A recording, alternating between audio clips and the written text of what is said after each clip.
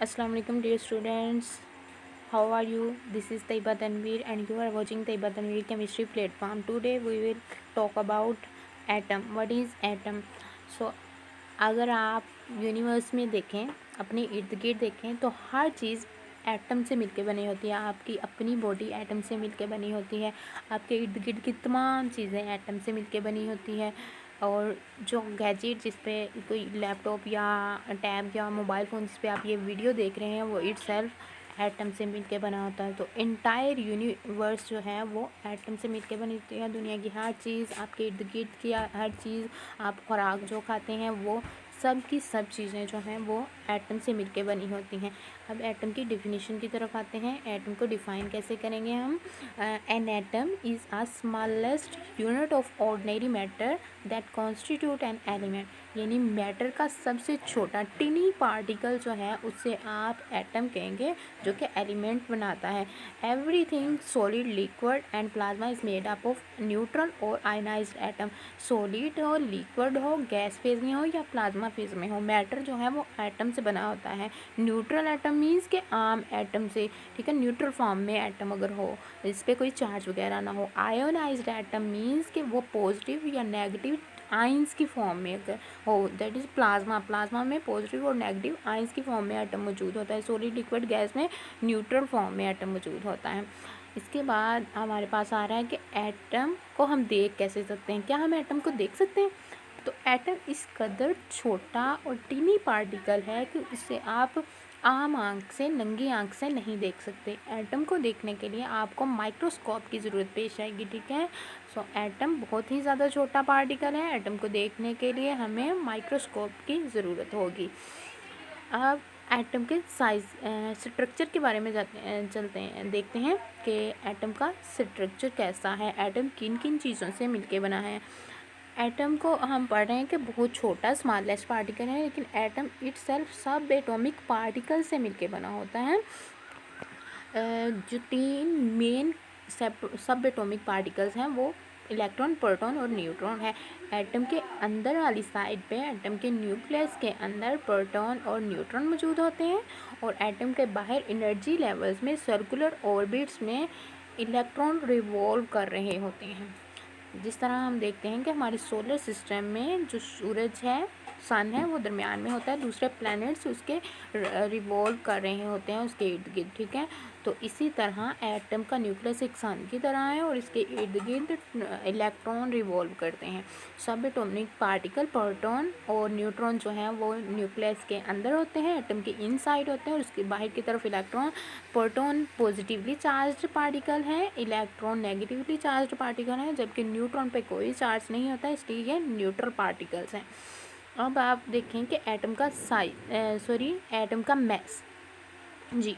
तो एटम का mess actual में प्रोटॉन और न्यूट्रॉन के मैस के सम के इक्वल, प्रोटॉन के नंबर और न्यूट्रॉन के नंबर के इक्वल होता है। अच्छा, वो एलिमेंट का मैस। अब एटम का मैस जो है वो प्रोटॉन के मैस और न्यूट्रॉन के मैस के इक्वल होता है। प्रोटॉन और न्यूट्रॉन पहले भी हम समझ चुके हैं कि न्यूक्लियस के अंदर होते हैं। अब जो इलेक्ट्रॉन और प्रोटॉन और न्यूट्रॉन का मैस है वो इलेक्ट्रॉन के मैस से 2000 टाइम्स ज़्यादा होता है, ठीक है। इलेक्ट्रॉन्स का मैस 2000 टाइम्स कम होता है प्रोटॉन और न्यूट्रॉन से। इसके बाद अब हम आते हैं एटम के साइज़ की तरफ। एटम का साइज़ कैसा होता है? तो एटम जो है, एटम छोड़ के आप किसी भी जो राउंड शेप का कोई सब्सटेंस हो, आपके पास कोई चीज़ हो, उसका जब आप साइज़ मेजर करें तो साइज़ मेजर करने के लिए हम उसका रेडियस देखते हैं। उसके सेंटर से लेकर उसकी बाउंड्री लाइन तक का जो डिस्टेंस है उसे रेडियस कहेंगे। तो इसी तरह हम एटम का रेडियस फाइंड आउट करते हैं और उससे उसका साइज़ भी मेजर कर लेते हैं। अब आम तौर पे किसी एटम का जो साइज़ है, किसी एटम का रेडियस जो है वो 10⁻⁻10 मीटर होता है आम तौर पे।